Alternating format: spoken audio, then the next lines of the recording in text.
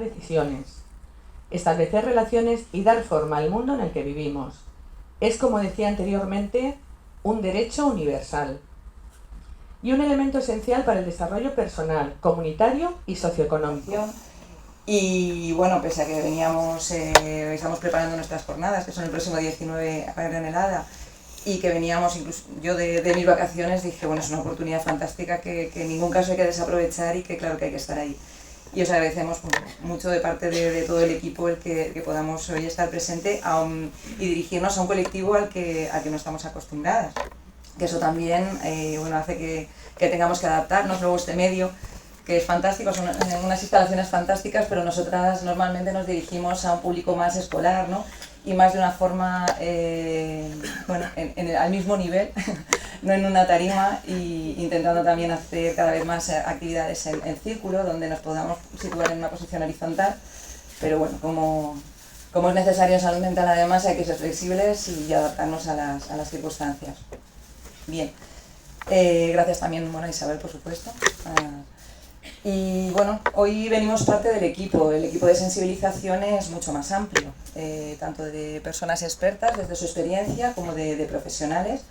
Y bueno, aunque la coordinación y la organización parte del Centro de Día del Dr. Esquerdo, de la Diputación Provincial de Alicante, también contamos con colaboradores, por ejemplo, del Ayuntamiento de Alicante, del SASE, que participan en nuestra campaña, y del ámbito sanitario, teniendo también muy presente el ámbito educativo, porque la mayoría de nuestras actuaciones van dirigidas sobre todo al medio escolar, ¿vale? A bachiller normalmente, o a últimos cursos de la ESO o a primero de bachiller, ¿vale?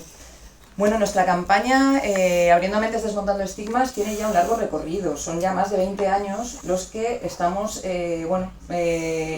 saliendo y yendo allí donde consideramos que es necesario que se nos escuche.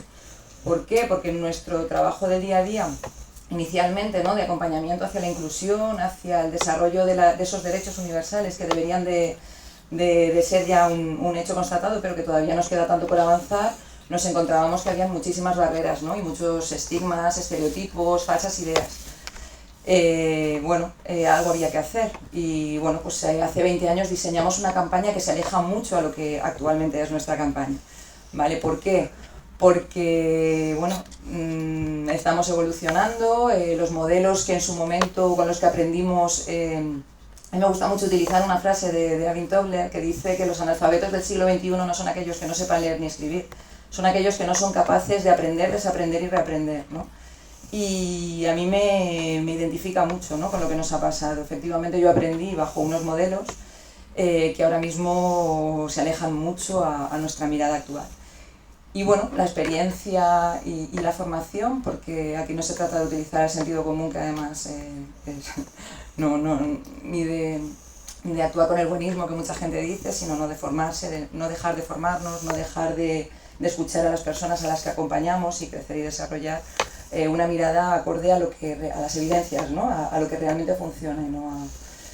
Y desde esa experiencia, tenemos esta nueva mirada que además está totalmente en consonancia con los marcos estratégicos, con los marcos normativos, esta defensa de los derechos de las personas que quizá inició, ¿no?, la Convención Internacional de los Derechos de las Personas con Discapacidad en el 2006 y que todavía hoy se siguen, no es una realidad en muchos de esos derechos.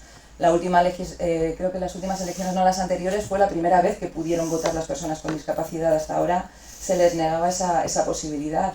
Ahora recientemente, ¿no?, la Ley 8/2021 está modificando la capacidad de obrar de las personas teniendo en cuenta sus gustos, deseos y preferencias. Cuando las personas con problemas de salud mental jamás han sido preguntadas, ¿no?, ¿qué es lo que quieres? Este tratamiento, ellas mismas se quejan, ¿no?, muchas veces. Y bueno, ahí no me voy a extender yo porque...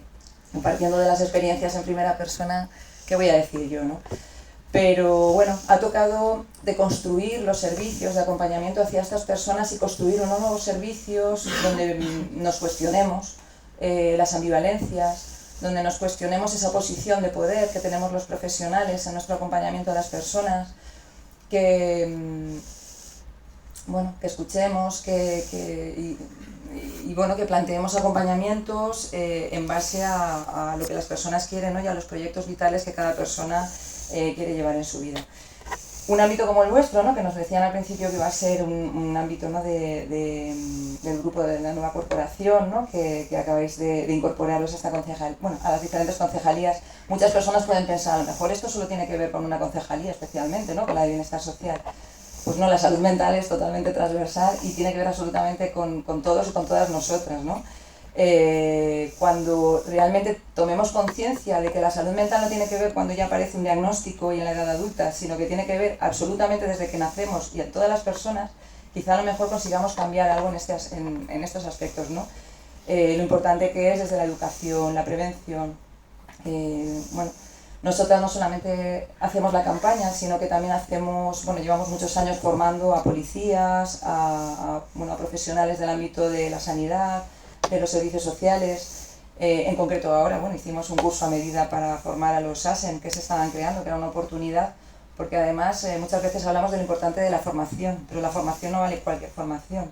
Nos importaba y nos parecía muy importante partir, ¿no?, de unas bases que cimentaran en realidad un acompañamiento en consonancia con estos marcos estratégicos y normativos que los referentes ahora mismo, ¿no?, de la OMS, o el informe que tuvo el relator especial de la ONU recientemente, ¿no?, donde ponía muy en cuestionamiento, ¿no?, este modelo biomédico, esta importancia única y exclusiva, ¿no?, a los tratamientos farmacológicos y no a lo que es el acompañamiento en todos los aspectos y en la vida de la persona. Bueno, pues son cuestiones que cada vez están más presentes y de hecho la normativa de servicios sociales ha hecho posible que se creen los equipos comunitarios de acompañamiento en el ámbito, ¿no?, de la salud mental y bueno, pues poco a poco vamos evolucionando, pero ojalá y hoy fuera un día de celebración que fuera significativo, ¿no?, de que hemos conseguido que efectivamente la salud mental sea un derecho universal, pero todavía nos queda tanto que por eso también es uno de los motivos por los que hoy estamos aquí. Vale. Bueno, muchas gracias.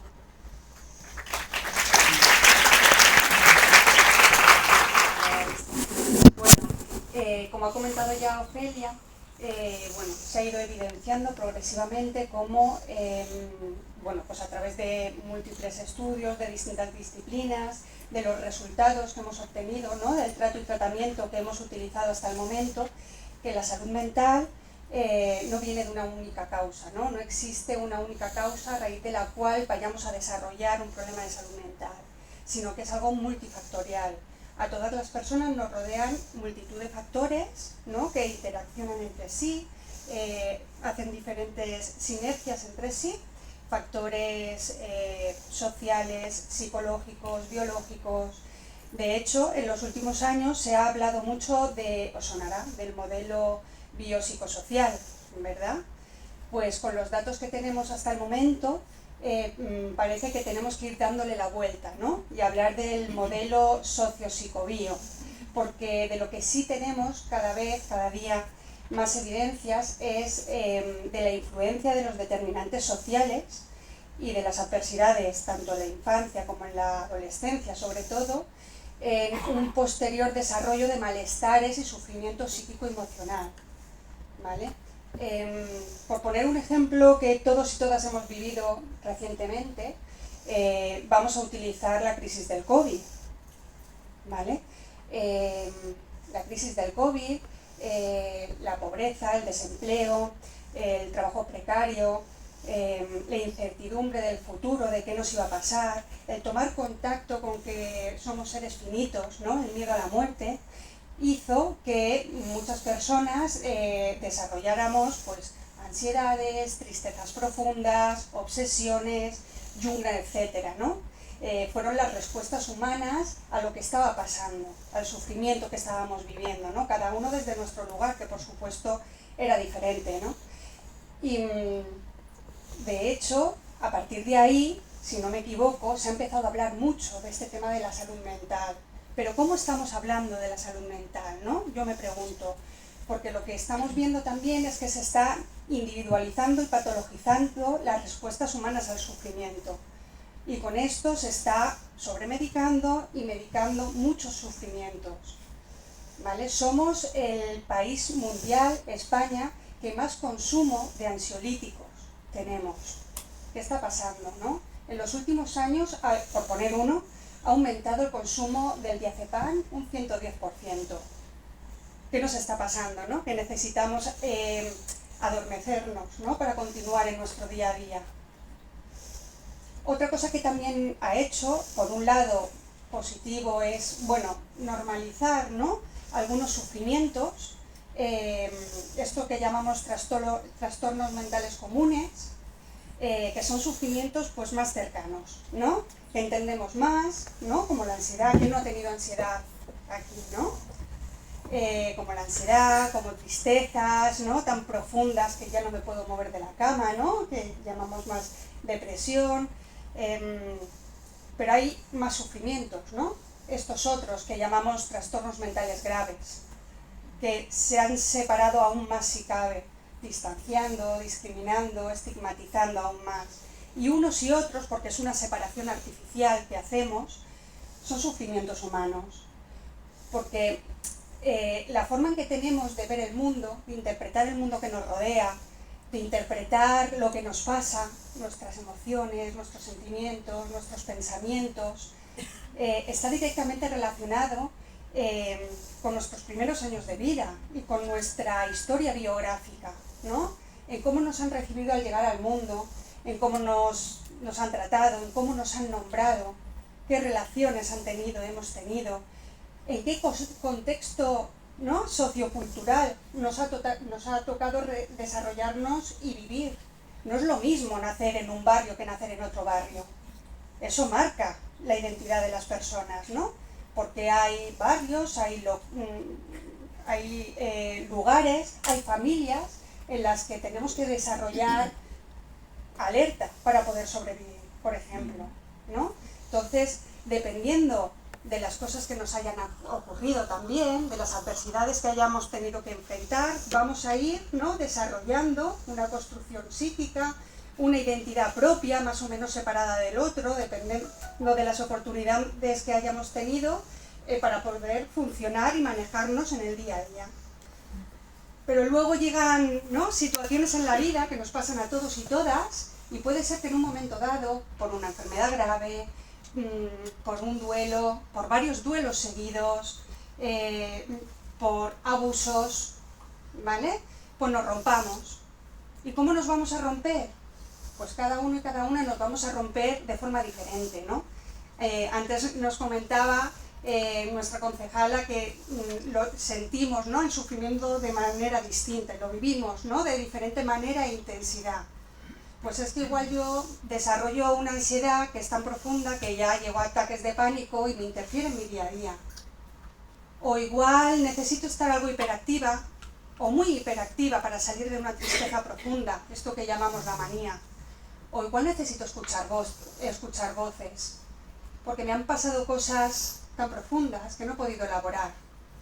O necesito hacer construcciones de realidades distintas a las realidades comunes. ¿Vale? Entonces, si solo ponemos el foco en lo que llamamos síntomas o en los comportamientos, nos estamos perdiendo mucho, ¿no? De cómo vivimos las personas y de qué nos ha pasado a las personas. Entonces necesitamos, poner menos peso en los datos, en los análisis, en los protocolos y aumentar el peso en la escucha, en el apoyo, en el acompañamiento de las personas, ¿no? Y poder capacitar a las y los profesionales a acompañar y a apoyar, y no tanto en detectar y derivar, ¿no? A veces pareciera, ¿no?, que los distintos recursos somos pequeñas islas. Entonces, no, esto no es mío, ¿no? Esto le corresponde a fulanito. No, es que, claro, es que también hay consumo, entonces le corresponde a fulanita, ¿no? Y la peor parte se la llevan las personas, que van dando tumbos, ¿no?, de recurso en recurso, sin ser realmente escuchadas. Entonces, qué importante es eso que comentaba Ofelia, ¿no?, que comentaba de poder establecer una red entre los distintos recursos, ¿vale?, para poder acompañar de forma conjunta a las personas. Y bueno, yo creo que vamos a dar paso ya a las compañeras expertas, que son realmente, bueno, a las que tenemos que escuchar y de las que aprendemos todos los días.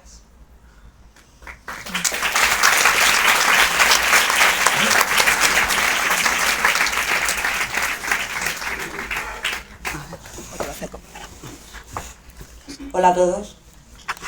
Yo me llamo Presen, tengo 39 años y hace 5 años empezó esta historia. No sé muy bien cómo empezó todo porque habían varios detonantes en mi vida diaria. Detonantes como el consumo de tóxicos, problemas familiares, económicos, malestar del trabajo, un poquito de todo, pérdidas de amigos y demás. Entonces un día recibí un mensaje de WhatsApp de una persona que conocía, pero yo no tenía su número agendado, y me enviaba la imagen de una portada de un cómic. Yo busqué la historia de ese cómic y lo interpreté ese mensaje como una amenaza. A raíz de ahí empecé a pensar que esa persona que tenía relación con mi jefe me estaban espiando. Unos meses antes me encontré un móvil en la calle y yo pensaba que me espiaban a través del móvil. Todas las personas que me rodeaban, si no eran policías secretas, eran alguien que me quería hacer algo. Yo salía de mi casa y oía un silbido y pensaba que estaban avisando de que yo me iba de mi casa. Salía a la calle, si alguien me miraba porque esa persona tenía relación con alguien que me quería hacer algo. Yo no sabía quién era, pero yo lo sentía de esa manera, que empecé a tener mucho miedo, tanto que me daba miedo salir a la calle. Y cerca de mi casa hay una comisaría y tenía que sacar al perro, y como tenía tanto miedo, pues me fui a la comisaría, me quedé en la cámara, el perro hizo sus necesidades y yo volví a casa.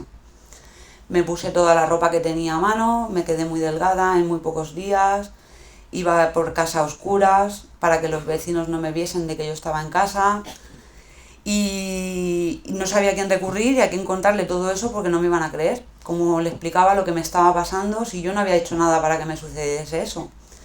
Entonces, a través de un conocido le conté mi historia y me dijo que fuese a mi madre, que a la persona que más confiaba y que ella me iba a entender, y que con ella fuese al médico. Entonces, se lo conté a mi madre. La mujer pues no sabía qué decir porque, claro, yo le estaba contando que me estaban espiando, que me querían hacer algo, ella no sabía por dónde venía todo esto. Entonces me dijo, mira, vamos al médico y se lo cuentas todo al médico. Una vez allí, yo en presencia de mi móvil no podía hablar porque como pensaba que me estaban escuchando, lo tenía que dejar fuera de la consulta, y yo no entendía en qué me podía ayudar el médico si a mí me quería alguien hacer algo. Porque digo, bueno, pero con tal de recibir ayuda, yo se lo contaba todo a mi manera, y gracias a que me hizo muchas preguntas, pues consiguió darle sentido a toda la historia, porque claro, yo ahora mismo conforme la recuerdo no tenía sentido nada de lo que decía, porque no había razones obvias para pensar eso, pero yo lo sentía de esa manera. Entonces la doctora me recomendó que si esa noche no dormía, que fuese al hospital de San Juan, que allí me iban a poder ayudar. Entonces mi madre, pues viendo que yo iba por la casa a oscuras, hablando flojito, le decía a mi madre, no bebas de esa botella porque tiene veneno, nos quieren envenenar. Todo era como una película de terror y todo era una conspiración hacia mí.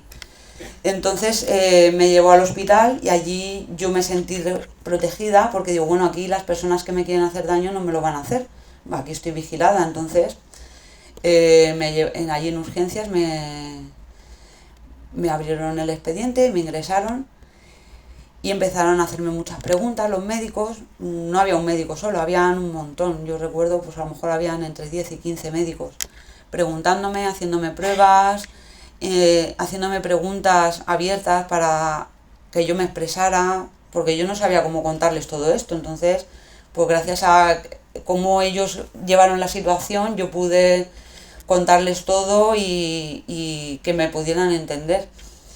Entonces, una vez que empezó los tratamientos, pues empecé a tranquilizarme, a tener menos miedo. Poco a poco me dejaron salir para pues volver a casa, volver a mi entorno. Y bueno, la parte primera del tratamiento fue que eliminar ese miedo y recuperar la normalidad. Entonces, claro, con tanta medicación, al principio eran muchos medicamentos, pastillas, pinchazos. Yo me sentía muy sedada, entonces no podía prácticamente pensar, ni para hacer la comida. Yo vivía sola, Entonces en esa parte de la recuperación necesitaba que mi madre estuviese en mi casa, que me ayudasen con la compra, que me ayudasen con la limpieza, que me ayudasen con todo, porque yo de mí misma no tenía capacidad. Entonces empecé a dedicar mi tiempo libre, porque yo me sentía mal por estar de baja, porque decía, es que si puedo trabajar físicamente, pero la cabeza no me funcionaba bien, entonces me sentía mal por estar de baja por lo que me había pasado. Así que la doctora me dijo, piensa que ese tiempo es para dedicarlo a hacer lo que más te guste. Y esa va a ser tu recuperación. Entonces empecé a hacer artesanía. Era lo único con lo que consigo concentrarme. O sea, desde entonces no puedo ver una película, no puedo leer un libro porque no me concentro. Lo único que hago es macramé y el esparto, que es lo que a mí me ha ayudado. Entonces dediqué todo mi tiempo libre a hacer ese tipo de actividades. Luego la psicóloga del centro de salud porque me preguntaban que en qué me podían ayudar para que yo me sintiese recuperada. Y claro, con todo esto yo me había aislado y había perdido la capacidad de hablar y de relacionarme con la gente. Y yo quería recuperar eso, porque yo había sido comercial, vendedora, siempre he trabajado para el público y nunca me había visto con ese problema de no verme capaz de hablar nada. Entonces me propusieron acceder a este recurso, al CRIS, y allí pues empecé a hacer actividades como mindfulness, marcha nórdica, asistir a las reuniones de preparación de estas charlas, y el conocer a otras personas con problemas similares al mío, que toman medicación, que han tenido efectos secundarios, pues te ayuda a comprender mejor lo que tienes, lo que te está pasando y a poder torear la situación. Entonces pues empecé a sentirme poco a poco mejor.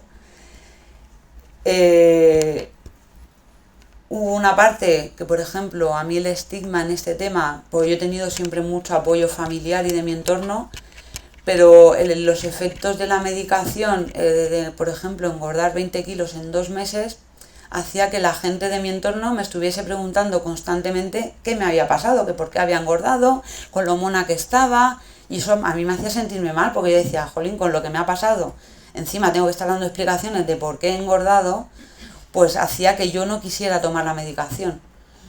Entonces, claro, hace algo que es bueno para ti, para que te ayude a recuperarte, se convierte en algo que es como una losa, que te estén mirando constantemente. Claro, dices, si ya bastante tengo con mi diagnóstico, que no me lo quitaba de la cabeza, porque a mí me diagnosticaron esquizofrenia. Y mi mente estaba enfermedad, esquizofrenia, y luego encima las explicaciones al exterior, pues yo no me sentía bien. Entonces yo quería reducir la medicación, quería recuperar la normalidad y claro, eso lo quieres hacer rápido y de un día para otro no se consigue. Así que poco a poco, negociando con el psiquiatra, fuimos bajando la medicación porque yo necesitaba recuperar mi independencia. No podía depender de que me estuviesen haciendo la comida, de que me lavasen la ropa, porque yo ya vivía sola. Vale que durante un tiempo, pero eso lo tenía que recuperar. Entonces, al reducir la medicación, fui perdiendo kilos, volví a trabajar, cambié de trabajo porque no me sentía bien en ese trabajo y poco a poco, pues a día de hoy no tengo casi nada de medicación, me pinchan una vez al mes y sobre todo para mí lo más importante es la estrategia que yo he conseguido aprender para manejar cuando no me encuentro bien o cuando tengo algún síntoma. Por ejemplo, pues a través de la artesanía, cuando empiezan los pensamientos en bucle, pensamientos negativos, pues me refugio en lo que hago, en la artesanía, porque es lo que me demuestra que si tengo un pensamiento negativo que me está diciendo que no valgo para nada, yo misma veo que sí que valgo, que puedo hacer muchas cosas y que ahí está mi proyecto, que desde que lo empecé ha ido evolucionando. A día de hoy tengo un puesto de artesanía y voy a mercados artesanales y a mí es lo que me ha ayudado y me sigue ayudando para estar bien. Y también para pues, solucionar o salvar los síntomas o los efectos de la medicación, porque a veces pues un medicamento te ayuda con un síntoma en un momento determinado, pero a lo mejor no te termina de curar. Lo que realmente te termina de curar es las acciones que tú haces para llevar mejor la situación. Que no todo dependa de la medicación, sino que también depende de uno mismo. y así es como yo lo he ido gestionando. Entonces a día de hoy me pinchan una vez al mes, en ningún momento me propusieron el tratamiento como algo obligatorio, fue voluntario. La negociación con la bajada de medicación también fue algo voluntario, que lo hemos... El psiquiatra me mandaba una medicación, yo he probado, si me ha ido bien, si no me ha ido bien, se ha ido cambiando y poco a poco pues he llegado a este punto que no dependo de la medicación para estar bien.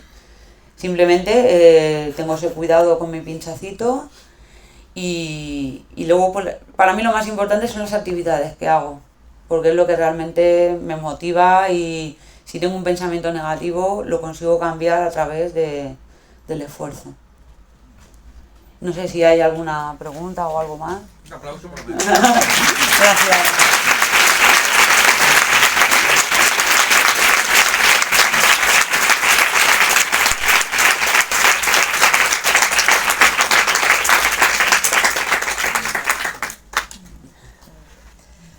No sé si queréis hacerle alguna pregunta a Presen o pasamos a oír la experiencia de Nati y luego ya pasamos al turno de si queréis preguntar y hacer esto un poco más participativo.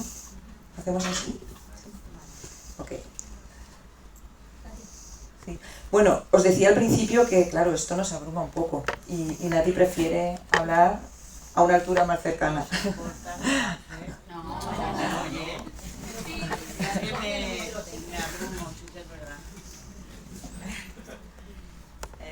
Hola, soy Nati, me llamo Nati Carretero y soy bipolar. Entonces yo quería hablar un poco sobre la bipolaridad, que no es como ahora con la broma, uy, tú eres bipolar, no sé qué, a mí eso me da mucha rabia. Entonces la bipolaridad es un trastorno del ánimo. Fundamentalmente lo que me pasa a mí es el ánimo. Entonces suelo estar en la autimia como estoy ahora, o, por ejemplo, romperme, como se suele decir, como hace 5 meses, que murió un amigo mío de toda la vida, y entonces me vine, no abajo, me vine abajo, arriba, abajo. Se llama mixto, no sé cómo, mixto. O sea, que iba, venía, o sea, subía, bajaba. Y es dificilísimo de curar. O sea, esa fase es dificilísima, porque tanto te tiene que sacar de abajo como no te, o sea, si subo a la euforia, la manía o la hipomanía y me tomo un antidepresivo, ahí rápidamente, boom, que bajarlo. Es incontrolable. Bueno, lo pasé una época así mala, salí y entonces me vino otro cambio y fue algo personal. Me vino un cambio de, bueno, de amigos, de amistades, se fue todo al traste después de 12 o 14 años que salía con estas personas, y también fue un cambio para mí en el cual me puse otra vez mala. O sea, para mí cuando digo estoy mala, o sea, es que estoy por los suelos, pero no estoy por los suelos, qué bajón que tengo, hoy fíjate no tengo ganas de nada, no. Yo cuando bajo, o sea, tengo una depresión que no puedo ni andar a la bañera, o sea, a la ducha. No puedo, o sea, es impresionante. O sea, la depresión en un bipolar es algo, una melancolía muy fuerte y una tristeza que hay enseguida que subir, porque es muy peligrosa. Entonces, me volvió a pasar el nido vacío después, mi hijo, y ya, pues apague, vámonos, ya otra vez la depresión, y entonces hacerme a la idea de que iba a estar sola, de que noche y día, de que tal, de que cual, que son cosas que nos pasan a todos, pero en un bipolar se exageran. O sea, un bipolar lo exagera todo lo aumenta, pero yo llego siempre al final con la mentalidad de que lo tengo que superar. Pero eso es una faceta mía, la de salir adelante, porque cada bipolar y cada enfermo mental somos completamente diferentes. No puedes decir, los bipolares, no. O sea, Nati tiene esta bipolaridad y Nati es así, y tengo esa personalidad. Y sí, aumento como bipolar las cosas, pero luego siempre quiero llegar y superar. Y eso es mío, superar. El ave fénix que se llama, ¿no? Salir de todas, o salir de una, da igual. Entonces, mi hijo ahora prácticamente lo tengo todos los fines de semana, o sea, digo, bueno, y tanto sufrimiento, y tanto, no, es verdad, tanto padecimiento y tanto sufrimiento, y luego el fin de semana, ay, mamá, los tuppers, que ya sabemos mucho, tenemos aquí, los tuppers, bueno, pues todo eso. Y nada, y salí de esos casi 5 meses que me ha costado estos cambios, que para mí los cambios son mortales. El año pasado me fui con sensibilización con mis compañeros a un hotelito a hacer una convivencia y me quería morir, solo del cambio, porque yo de Barcelona o Madrid no he ido a ninguna parte en años. O sea, tiene que ser donde yo tengo familia o amigos, y pues me fui a la convivencia y luego lo pasé en grande. No me dio miedo nada, no tal, porque los miedos, otra gran, no sé si de todos los bipolares son míos. Yo tengo miedos para aburrir. Y luego todos los sorteo, todos. Pero como digo, la bipolaridad, yo creo que la mía es mía y la de otros es de otros. Y si queréis preguntarme algo, no se me ocurre nada más.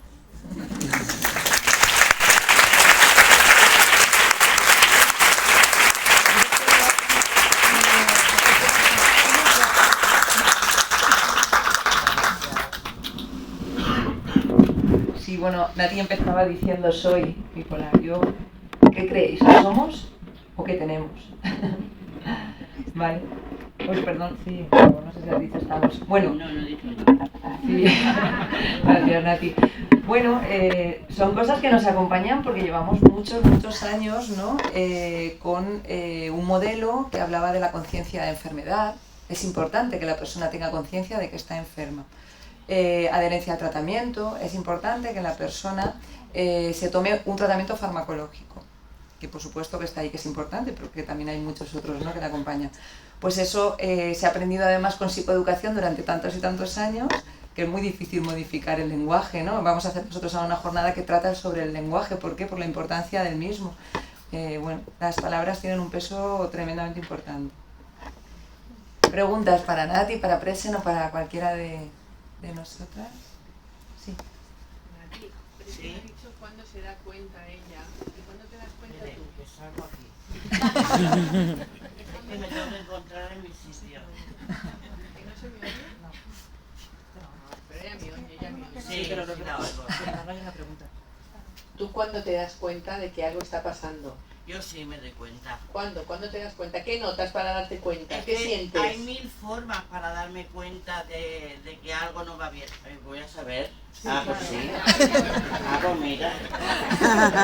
Qué vergüenza. Pues hay 1000 formas. A mí yo me noto las revoluciones. Las revoluciones... ¿Cómo explicar? Es que claro, eso explicarlo cuando una lo tiene o lo siente no es tan fácil, pero sí te revolucionas cuando vas a subir. De la misma manera que te quedas así como floja cuando empiezas, como un otoño, por ejemplo, así que entra el otoño, llueve y tal, y de pronto dices, uy, qué día más tonto tengo. Pues yo empiezo a bajar, y como he dicho antes, hay que tener cuidado por bajar, más que la manía arriba, o sea, la depresión es muy peligrosa. Para mí y para todos los que tienen depresión clínica, o sea, no solo para los bipolares. Nati, yo te estaba escuchando, sabes que te conozco ya mucho tiempo, y estaba escuchando cuando estabas hablando de las cosas que te habían pasado, ¿no? Y los momentos en los que tú te sentías más triste. Y es lo que comentan las compañeras, ¿no? Siempre te han pasado cosas, ¿no?, que han afectado a tu vida, o sea, cosas que nos pueden afectar a todos, como ha sido, pues, bueno, la pérdida de un gran amigo tuyo, como te pasó hace un tiempo, situaciones en tu vida, a lo largo de tu vida, ¿no?, que te han pasado, que es lo que han hecho que tú estuvieras que yo bajara. Que tú estuvieras más triste, En el caso de mi amigo subía y bajaba, que es es mixto y ahí no lo ves llegar. No lo ves llegar porque notas que subes un poco y que estás muy bien.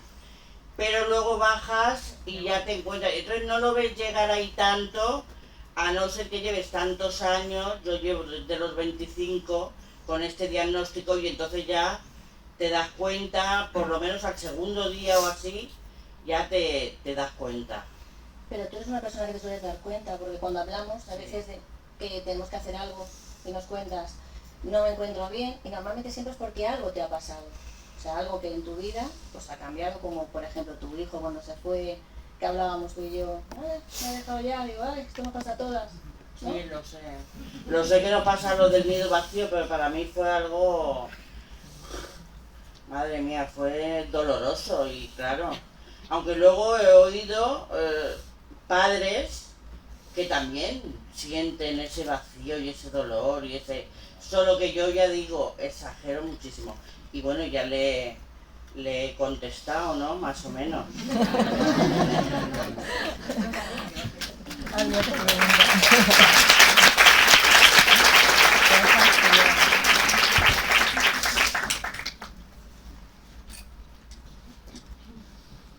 Hola, yo quería preguntaros a las dos, sobre todo a Presen, porque creo que tú ya lo has dejado más claro.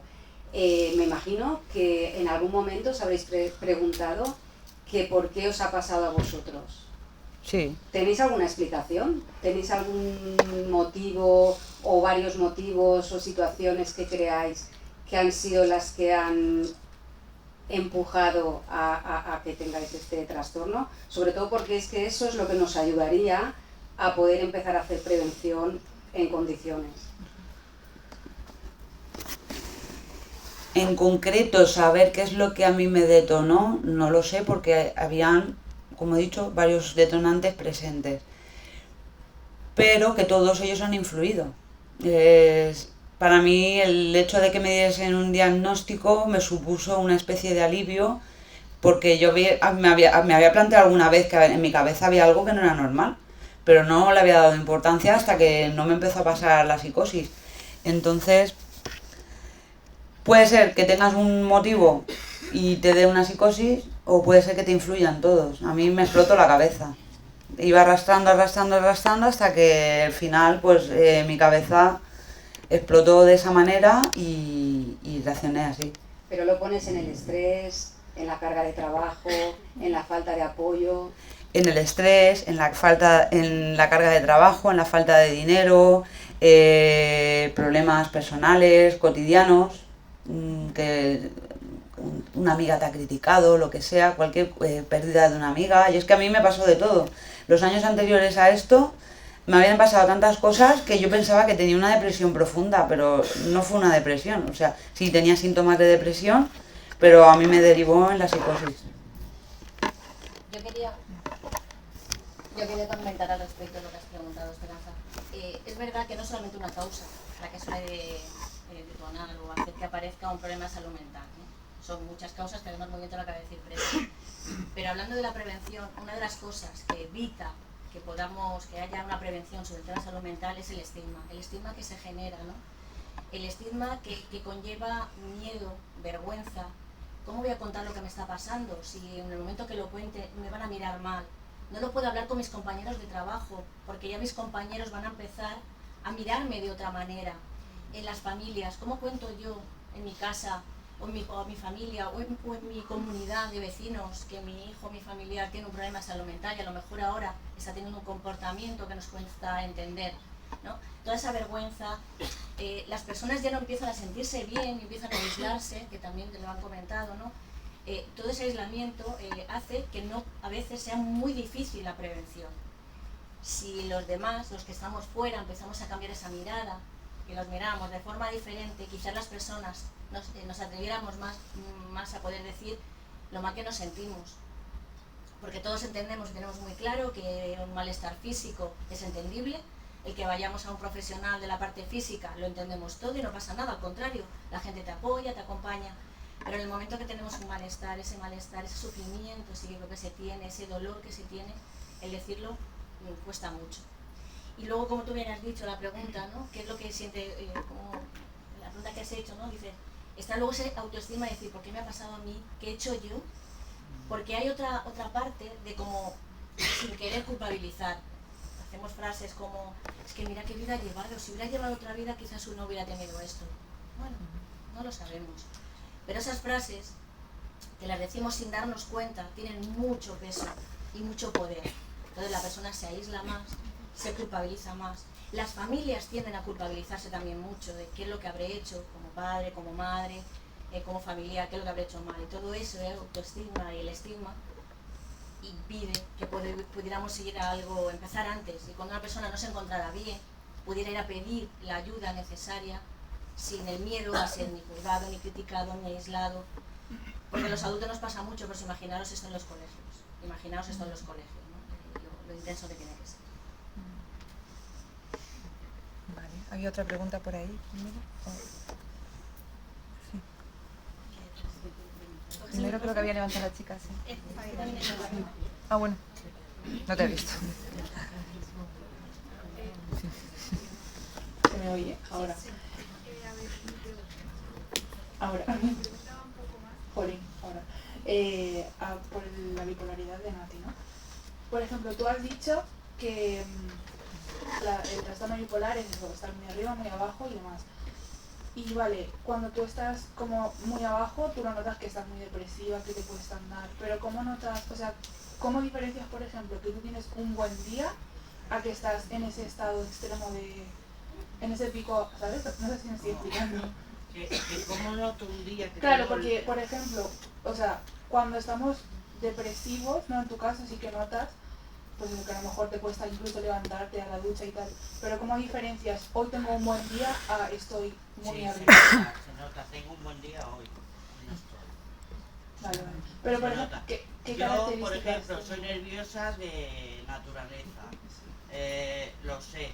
Entonces sé cuándo puedo estar nerviosa por una situación como es esta y cuándo estoy subida, que es que no te lo sé explicar porque eso es una sensación mía particular, pero lo notas y lo notas, porque la euforia se nota. Mira, por ejemplo, la euforia es como cuando estás enamorada. Yo lo digo eso mucho, porque es que es la manera de saber, ¿sabes? Cuando vas por ahí contenta, que te has enamorado y tal y que igual.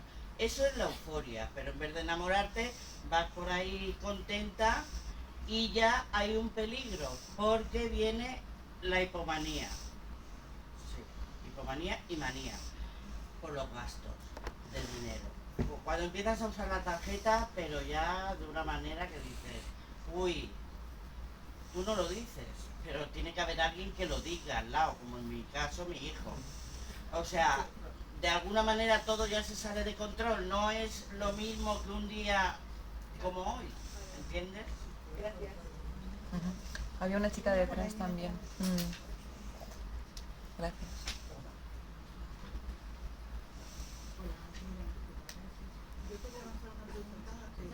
No sé bien. ¿Ahora? ¿Se me oye? El debajo de todo, hay un botón abajo de todo. El de abajo. ¿Este? ¿Se me oye? Sí, un poco. Sí, habla fuerte y... Gracias. Yo quiero lanzar una pregunta, cualquiera de las dos me puede responder si queréis. ¿Consideráis que la etiqueta de ser un enfermo con tal trastorno X, el que sea, pensáis que el diagnóstico médico podría ser una losa psicológica para vosotras, para vuestra recuperación como persona?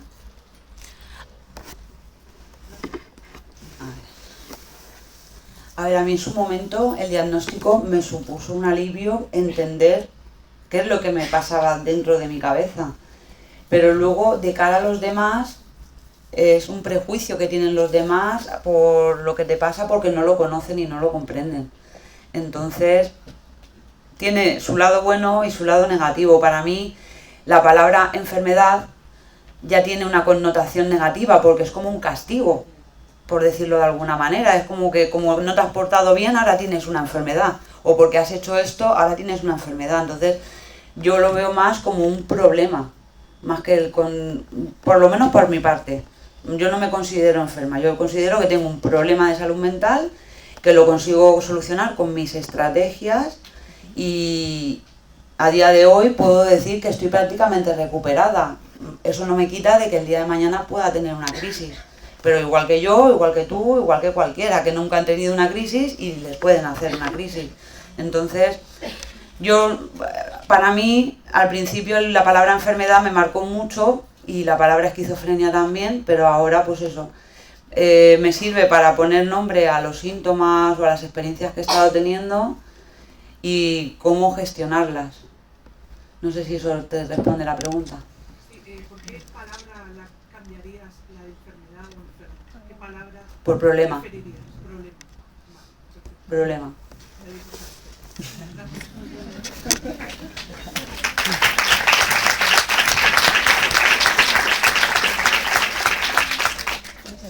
Sí, bueno, yo iba a añadir a lo que ha dicho mi compañera Presen, que lo que es ¿no? el significante enfermedad, ¿no? Cada vez se utiliza menos, ¿no? De hecho, los marcos estratégicos, el informe relator de la ONU, la Organización Mundial de la Salud, cada vez más se utilizan, bueno, pues problemas de salud mental, sufrimiento psíquico-emocional, distintos malestares, ¿no? Porque las palabras, como tú bien decías, tienen mucho peso. Y aunque aquí nos diagnosticaran a las 5 de esquizofrenia, cada una tenemos una historia, una vida, unos valores, unos miedos y unos objetivos diferentes, ¿no? Entonces, por eso hablar a la persona, ¿no? Con su nombre, con su historia y conocerla es lo importante para acompañarla. Nosotros utilizamos mucho persona con un problema, persona con una dificultad, pero la palabra persona la ponemos delante de cualquier cosa. Y nosotros desde nuestro centro, la campaña, las personas con las que estamos, siempre utilizamos persona con. Además, muchas personas nos han preguntado, entonces, si no le pones esquizofrénico, si no dices, ¿cómo les llamáis? Persona con. Parece es sencillo, porque esa palabra la utilizamos mucho, pero a veces nos olvida ponerla también aquí. ¿Había otra pregunta para el chico primero? Vale, lo tiene ahora ya. Ahora. Hola, yo quería preguntarle a Nati, porque, bueno, yo también tengo bipolaridad, pero quería preguntarte si alguna vez has tenido algún brote psicótico, o sea, si quieres contestar, claro. Es que a mí, por ejemplo, me han dado dos rollo de manía y no me parecía... Eso psicótico, eso es manía. No, pero me dio paranoia, como ha dicho ella, de psicosis, de que la gente me miraba, como que todo el mundo era como yo me creía el centro del mundo. Entonces yo pensaba que todo el mundo me vigilaba y tal. Y a raíz de ese brote ya hubieron otros diagnósticos hasta que ya me dieron con el adecuado y me dieron la medicación que era. Quería preguntarte si, a lo mejor lo he dicho mal lo de manía, pero si te había dado alguna vez. No, que yo sepa no. No.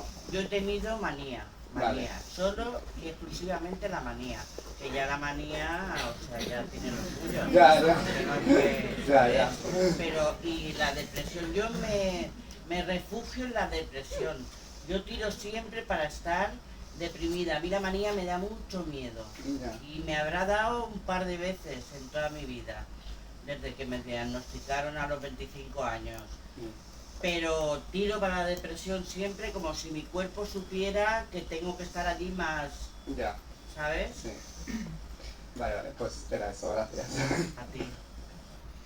Vale. ¿Le pasáis aquí el micrófono? Gracias. Sí. Bueno, agradeceros los testimonios impresionantes que han dado. No me oye nada. Lo he apagado. Agradeceros. ¿Se oye? No. Abajo. Ahora. Tampoco. Si no, habrá que levantar. ¿Ahora? Ahora sí. Bueno, agradeceros los testimonios impresionantes que habéis dejado porque son verdaderamente un ejemplo y muy valiosos. Y a los profesionales, desde luego, felicitarles por el trabajo extraordinario. Quería preguntarle sobre todo a Presen y también a Nati, porque ha hablado de la importancia en su caso de Presen de la familia.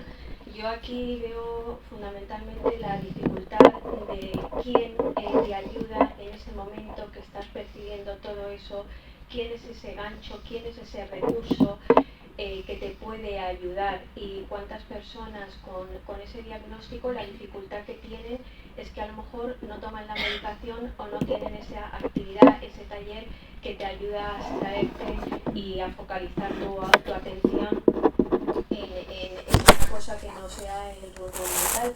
Y lo quiero relacionar también con el trabajo tan bonito y tan extraordinario del SISEN, que ahí creo que hace también ese acompañamiento a la familia, esa familia que tiene que ser muchas veces ese vínculo que tira y en el que uno se tiene que apoyar. Entonces, bueno, la pregunta es ¿en qué recurso creéis como muy valioso para confiar en que vas a tomar la medicación o vas a hacer la actividad o tienes esta persona? Pero hay algo que te tiene que generar la confianza y hacerte que eso es valioso, es ilusionante y que te va a ayudar a salir.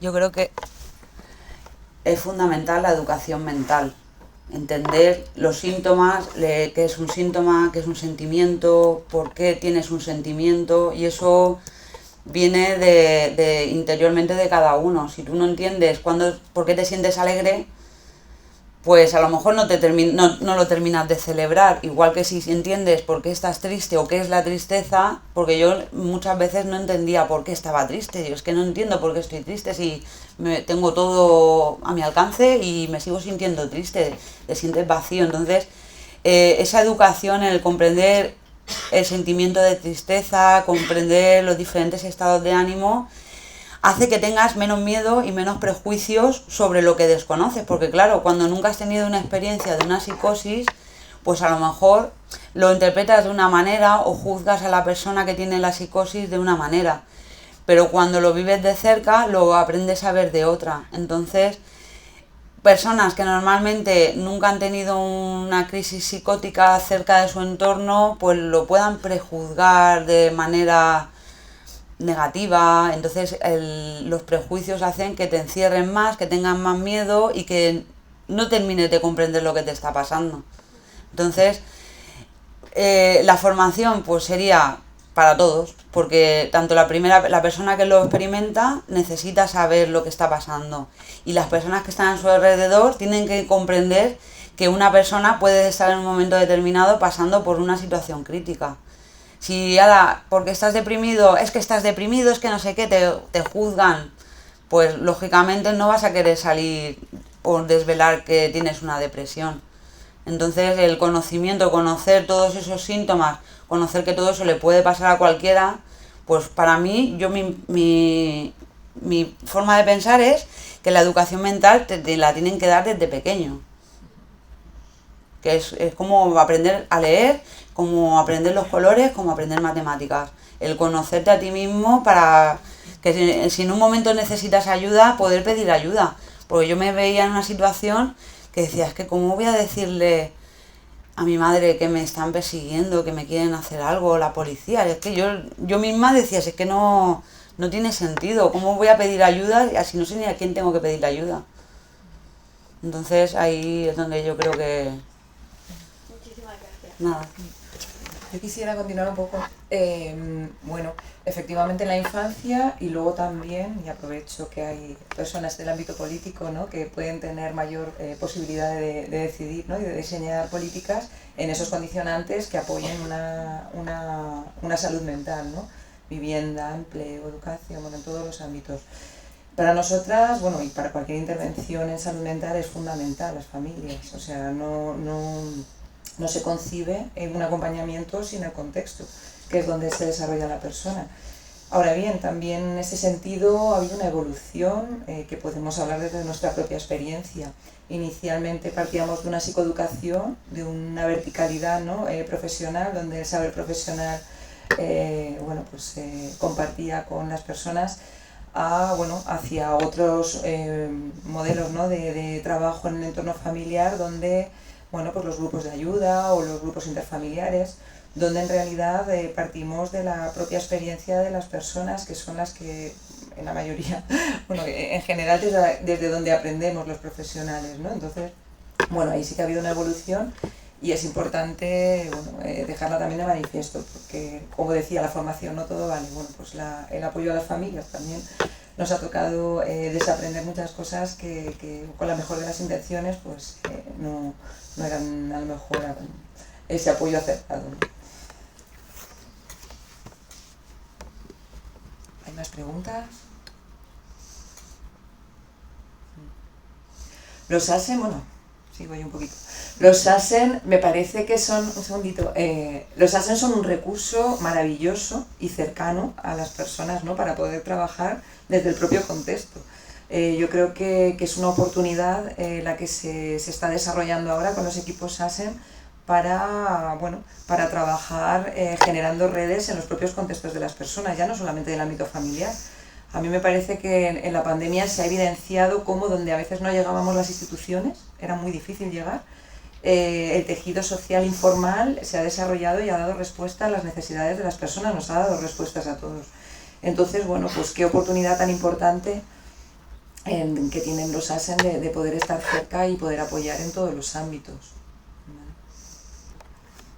Sí, había una pregunta. ¿Tiene curación la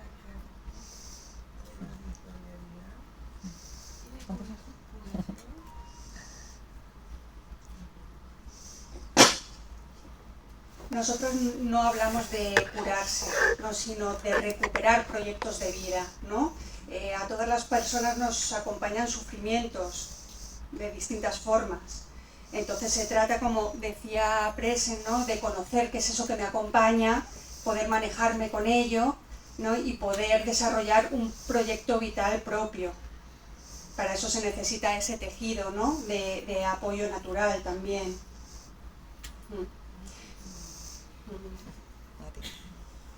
Sí, por ahí detrás.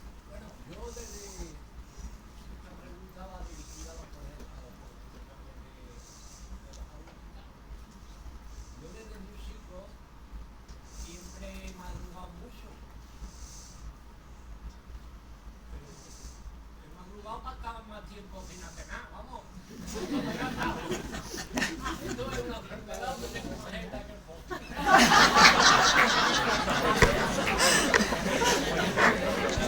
O tengo más gente de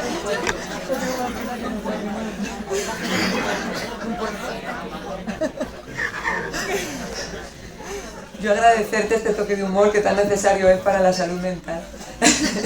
Yo creo que me faltarían, igualmente, yo creo que bueno, la salud mental yo creo que tiene que ver absolutamente con todas las personas. Esto es lo primero que tenemos que saber y no con unos pocos, ¿no? En la medida que tomamos conciencia de que en cualquier momento tenemos situaciones donde necesitamos apoyo, pues cualquier persona. De ahí a decir que madrugar mucho, bueno, no sé. Pero... A mí se me ocurre también que no hay una manera correcta de vivir la vida, ¿no? Que cada uno y cada una vivimos la vida como buenamente podemos y ya está, ¿no? ¿Quién dice dónde está el límite y quién, ¿no? Pues lo dice, pues si a mí me acompaña algo que me interfiere en poder conseguir mis proyectos de vida y en mi día a día, pues igual necesito un poco de apoyo. Mira, a mí me contrataron una vez para poner en una obra y bueno, habían contratado 4 plantas y fueron 7 porque no sabían dónde tumbarla. No lo he oído bien. Nada, que no sabía manejar. Gracias. Yo quería hacer una reflexión con respecto a la compañera que ha preguntado de si se curaba o no el tema de esquizofrenia o trastorno. Pues vamos a ir cerrando, porque terminan las 2. Aunque una persona tenga un diagnóstico en salud mental, sigue teniendo sueños, deseos y proyectos vitales. Eso es lo que no se nos tiene que olvidar nunca, ¿vale? Y aun teniendo ese diagnóstico, la persona es la protagonista de su vida, ¿vale? Y es la que puede también tomar decisiones sobre su vida, que a veces se piensa, o algunos profesionales, en algún momento hemos pensado que una persona que por tener un diagnóstico no puede decidir, o deja de tener sueños, o deja de tener proyectos vitales. Que eso no se nos olvide. que todas las personas que estamos aquí tenemos sueños, deseos y proyectos de vida, todos, con un diagnóstico y sin diagnóstico.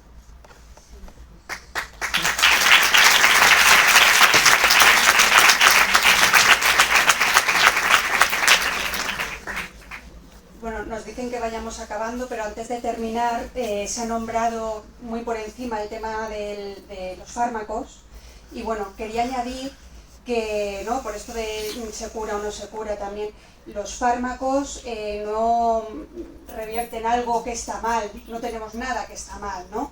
Los fármacos, bueno, pues tienen diferentes efectos en nuestro cuerpo y en nuestra mente, entonces a mí si me dan un neuroléptico y me seda a nivel de sistema nervioso, pues si estoy muy acelerada en un momento dado, me puede ayudar a bajar un poco esa aceleración, ¿no?, en momentos puntuales. Creemos que lo importante, como bien decía Presen, es que la toma de tratamiento sea voluntaria y bien informada y consensuada, ¿no?, con nuestro médico o médica de referencia, y que si yo tengo unos efectos secundarios que me molestan mucho, que me pase como le ha pasado a Presen o como también ha tenido la suerte Nati, que no es del todo habitual, ¿no?, es que me escuchen y consensuar y ser acompañada en esa bajada de tratamiento muy gradual y acorde conmigo, ¿no?, y con lo que yo necesito. Me están haciendo una pregunta, ¿pueden o ya corto? Una pregunta muy breve, también relacionada al hilo de lo que estás comentando, ¿no? Cuando la toma de medicación no es voluntaria porque las propias características del problema de salud mental hacen que no haya ni adherencia al tratamiento, ni haya un reconocimiento de la sintomatología, ¿cómo se puede atajar esto? Porque yo conozco casos, ¿no?, de familiares que no saben qué hacer cuando tienen estos familiares que a lo mejor tienen ciertos problemas pues a nivel de brote psicótico o de... Y claro, a nivel sanitario, los médicos le dicen, claro, que si no quiere, yo no puedo hacer nada. Y se encuentran en un bloqueo absoluto, no saben hacia dónde tirar estos familiares. ¿Cómo se puede hacer? Contesto yo, yo te digo lo que se me ocurre, porque creo que no hay una respuesta correcta, ¿no? Pero el poder hablar mucho con esa persona, qué es lo que le pasa a ella con el tratamiento que le dan, ¿no?, qué efecto tiene en la persona y en su día a día, y cuándo le ha ayudado algún tratamiento y por qué, y entonces cuáles son sus momentos de mayor sufrimiento, ¿no? Y conociendo a la persona y a través de preguntas, ¿no?, acompañando a que se conozca y cómo es el tratamiento en él o ella, pues poco a poco poder ir consensuando esa toma de medicación. Pero si ese trabajo previo no se hace y simplemente la persona lo que ve es que tiene unos efectos secundarios que es que de verdad te amargan la vida. O sea, yo lo sé por mis compañeras expertas y las personas a las que acompaño, ¿no? Por eso es muy importante escuchar y consensuar, porque si no cojo un acuerdo y no me escuchan a la hora del tratamiento, igual me lo dejo de golpe. Y cuando yo me dejo este tipo de tratamiento de golpe, tengo un síndrome de abstinencia, que le pasa a una persona alcohólica cuando le quitan el alcohol de golpe, ¿no? Tienen un síndrome de abstinencia, entonces hay un efecto rebote muy grande. Por eso es tan importante el ser acompañado en este tema. Y el acompañamiento a los familiares, o sea, el familiar tiene que acompañar a su familiar que tiene problemas de salud mental, pero el acompañamiento a estos familiares, sí. O sea, ¿ellos dónde pueden acudir para que los asesoren a ese nivel? Pues a ver, hay recursos, los ASEN por ejemplo, es un recurso estupendo para ello, ¿no? Para poder sentarnos, ¿no? Y sentarse y hablar de cómo se están sintiendo con su familiar, qué es lo que entienden, de lo que no entienden, hacer reuniones conjuntas, que es súper rico, ¿no? Para que entre ellos se escuchen, ¿no? Y a lo mejor a veces en esas reuniones que se da ese espacio que normalmente no han tenido, se escuchan unos a otros cosas que nunca habían escuchado, ¿no? De repente se dice, ay, pues eso nunca me lo habías dicho, yo no sabía que te sentías así, ¿no? Unos a otros. Entonces, el poder crear espacios donde, bueno, fluya la comunicación y la escucha, y los ASEM es un recurso estupendo. Desde los ASEM la intervención es individual, familiar y comunitaria, y en casi todos los equipos ASEM hay grupos de apoyo familiar, porque efectivamente esto recae sobre las familias fundamentalmente. Entonces nos parece vital apoyar a las familias y apoyar a la comunidad para que la familia y la comunidad sea la que sostenga a esa persona que en este momento necesita el mayor apoyo. Tú has comentado lo de la adherencia al tratamiento y esa frase que se dice mucho, nosotros ya no la utilizamos, pero que se dice, no tiene adherencia al tratamiento. Realmente vamos a ponernos todos a pensar, si una medicación que me incapacita para poder trabajar, poder tener relaciones personales, poder hacer una vida normal, esa medicación, sus efectos secundarios me impiden tantas cosas y sin embargo los profesionales exigimos que tengan esa adherencia al tratamiento. Entonces, como bien ha dicho mi compañera, si escuchamos a las personas, si los profesionales ponemos a saber el por qué no quiere tomarlo, qué le pasa, cómo está, pues a lo mejor esto nos va cambiando también la mirada, ¿no? Y ya cerrando, sí que me gustaría hacer un llamamiento a la participación a profesionales, como por ejemplo, que bueno, tengo aquí muchos compañeros que forman parte del programa de sensibilización, pero por ejemplo de los SASEN, como Sergio González, que ya participa desde el SASEN 3, pues hacer un llamamiento a que está abierto este programa a la participación de profesionales y de personas expertas que tanto tienen que aportar desde su experiencia. Y luego agradeceros que nos hayáis cambiado por el Zumba, que tiene mucho mérito. Pero bueno, todavía creo que nos da un poquito de tiempo, ¿no?, a participar de las actividades. Muchas gracias a todos y a todas.